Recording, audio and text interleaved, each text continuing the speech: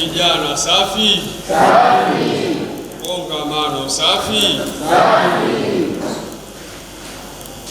Kwanza sina budi ya kwanza kumshukuru Mwenyezi Mungu mwingi wa rehema aliyotuwezesha tangia asubuhi mpaka sasa kuwa wazima wa afya. Mara nyingi wanapenda kusema, kwa wale wenye kusema alhamdulillah wasema alhamdulillah, na wale kusema amen wasema amen. Baada ya kuzungumza haya, niwaombeni kwa unyenyekevu mkubwa, kwa sababu mada yangu mimi itakuwa ni uzalendo, na moja ya viashiria vikubwa vya kuonyesha sisi ni wazalendo ni kuthamini michango ya viongozi wetu. Kwa kutambua mchango wa kiongozi wetu ambaye ametutoka leo, Mheshimiwa Jenista Mhagama, basi tusimame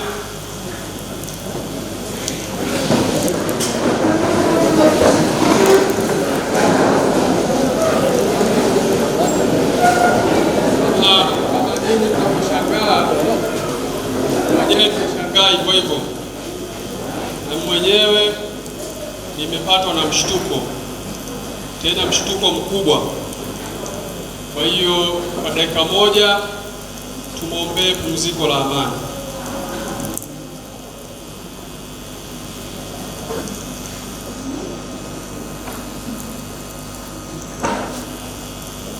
Asanteni sana. Inna lillahi wa inna ilaihi rajiun. Mwenyezi Mungu sisi sote ni wake, ni kwake tutarejea. Bwana ametoa, Bwana ametoa, jina lake lihimidiwe. Asanteni, tunaweza tukaketi.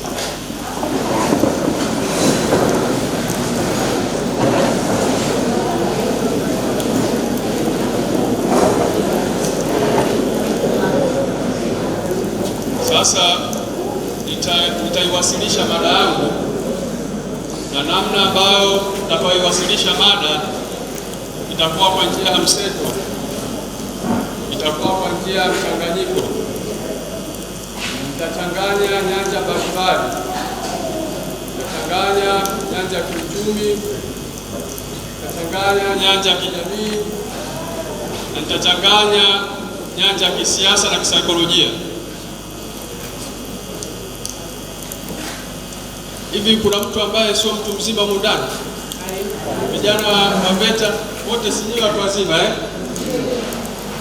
Kwa hiyo tunakubaliana kwamba wote sisi humu ni watu wazima, si ndio? Ndio.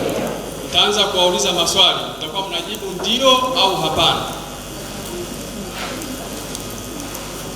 Ni imani yangu kwamba ninyi nyote mliokuwepo humu mlishawahi kupenda au kupendwa, ndio au hapana? Ndio. Ni imani yangu kwamba ninyi nyote mliokuwa humu ndani mlishawahi kuulizwa au kuuliza watu kwa mapenzi, ndio au hapana? Ndio. Ni imani yangu kwamba ninyi nyote mliokuwa humu ukumbini mlishawahi kufikia hatua ya kutaka kujiua kwa sababu ya mapenzi, ndio au hapana?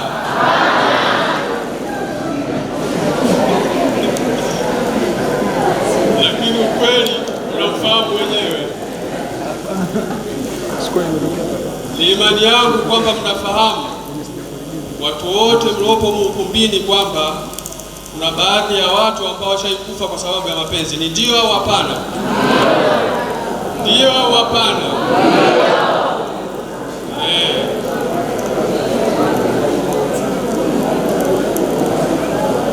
Kwa nini nimeanza kuwaulizeni haya maswali? Sababu yangu ni moja. Kuna mstari mdogo sana unaotofautisha uzalendo na mapenzi. Mstari mdogo sana. Na kwa maana ya haraka, uzalendo nao ni mapenzi au ni upendo. Huo mstari unaotofautisha kati ya uzalendo na mapenzi, nitatumia mtazima lugha kidogo ya watu wa kusini wa Makonde. Anasema mtu na mtuye, mapenzi yale ya mtu na mtu. Ndugu zangu wale wanasema ni mtu na mtuye. Kwa hiyo utofauti huo ni mdogo sana.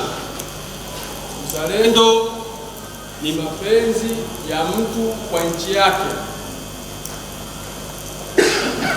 Ukishakuwa na mapenzi ya dhati na nchi yako, na usikie tu kuwa na mapenzi tu ya mdomoni, lakini pamoja na hayo ukayaweka mapenzi yako katika vitendo, basi hapo Wandendewe wanasema una qualify kuitwa mzalendo. Tunaelewana ndugu zangu eh? Sasa nitagusia mambo machache ambayo yanaonyesha kweli wewe ni mzalendo.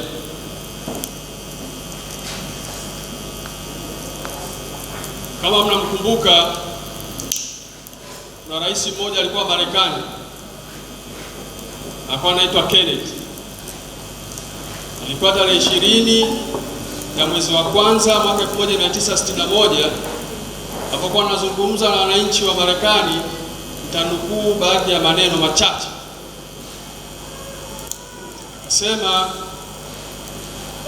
don't ask what your country can do for you, but ask what you can do to your country. Hayo maneno Mwalimu Nyerere pia aliishi nayo. Mwalimu Nyerere katika falsafa yake alikuwa anasema, usiulize nchi yako imekufanyia nini, lakini uliza nchi yako umeifanyia nini. Kwa mimi na wewe tuulizane hapa. Wawasilishaji wa mada mbalimbali wamesema kitu gani serikali yetu inatufanyia. Humu ndani ni bwalo la wanafunzi wetu, na ni nguvu ya serikali na ni matokeo ya serikali. Kwa hiyo serikali imeturahisishia sisi pia kufanya kikao chetu humu ndani. Manufaa hayajaishia tu kwa watoto wetu, lakini hata sisi pia tumenufaika. Kuna mambo mengi nikianza kuyataja siwezi kuyamaliza ambayo serikali inayafanya. Sisi tunaifanyia nini serikali? Kwa hiyo mtu yote mzalendo lazima ajiulize hilo swali. Tunaelewana ndugu zangu eh? Kwa hiyo kuanzia hii leo, miongoni mwa maswali ambayo utakuwa unajiuliza, ninaifanyia nini serikali yangu?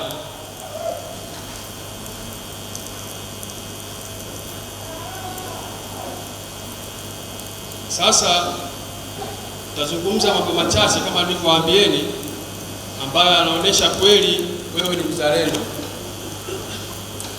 Jambo la kwanza, mzalendo siku zote yupo tayari kuilinda nchi yake na kuitetea nchi yake dhidi ya maadui wa ndani ya nchi na wa nje ya nchi. Ndugu zangu, siku hizi wanasema ulimwengu wa utandawazi, si ndio? Vita ile dhidi ya mkoloni haipo tena ya moja kwa moja, lakini siku hizi kuna vita ambayo inaitwa ukoloni maomboleo, si ndio? Unapigana na mtu ambaye au muone. Na sasa siku hizi kuna jukwaa maalumu kabisa, inaitwa digital platforms. Ni jukwaa ambalo ni la kidijitali, ambapo mnaweza mkapigana ninyi kwa ninyi, mkagombana ninyi na ninyi kwa nyinyi, mkaharibu kila kitu kinachohusu ninyi kwa mtu ambaye yuko mbali kabisa. Digital platforms, ndugu zangu, inajumuisha mambo mengi, na mimi nitagusia. Siku hizi tuna simu hizi smartphones Kupitia hizi simu kuna apps tofauti tofauti. Wapo wanaotumia Facebook, wapo wanaotumia Instagram, wapo wanaotumia Twitter na kadha wa kadha. Kuna media nazo zimeingia pia kwenye mifumo ya kidigitali. Sasa wanasaikolojia wamekubaliana kwamba someone who controls the digital platforms automatically controls the people's minds. Yaani mtu yoyote yule ambaye atakayeweza kuzishikilia akili zetu, au mtu yoyote yule ambaye atakayeweza kuishikilia hii mitandao, atakayeweza kushikilia vyombo vya habari, wanasema automatically ashatushika sisi akili, automatically atatuburuza anapotaka yeye. Niliwaambieni mwanzo, naombeni niwakumbushe kwamba kama mzalendo ukishakuwa na tabia ya kulinda na kutetea nchi yako dhidi ya vita ambayo inapigwa katika mitandao ya kijamii, basi wewe automatically una qualify kuitwa mzalendo. Kwa hiyo kupitia hilo, bahati mbaya zaidi mimi nimesoma sayansi ya siasa na naijua siasa. Kupitia mitandao ya kijamii, tusipojitambua sisi vijana, asilimia kubwa hapa ni vijana. Vijana mpo sauti yenu haitoshi. Vijana mpo Kupitia mitandao ya kijamii, tusipojitambua sisi vijana, basi itakuwa ni silaha kubwa ya wenye nia ovu na sisi kutuangamiza, kwa sababu watapenetrate agenda zao, kwa sababu watatuletea agenda zao. Mwisho wa siku tutaumizana sisi kwa sisi, adui yupo mbali, anafurahia machafuko yetu.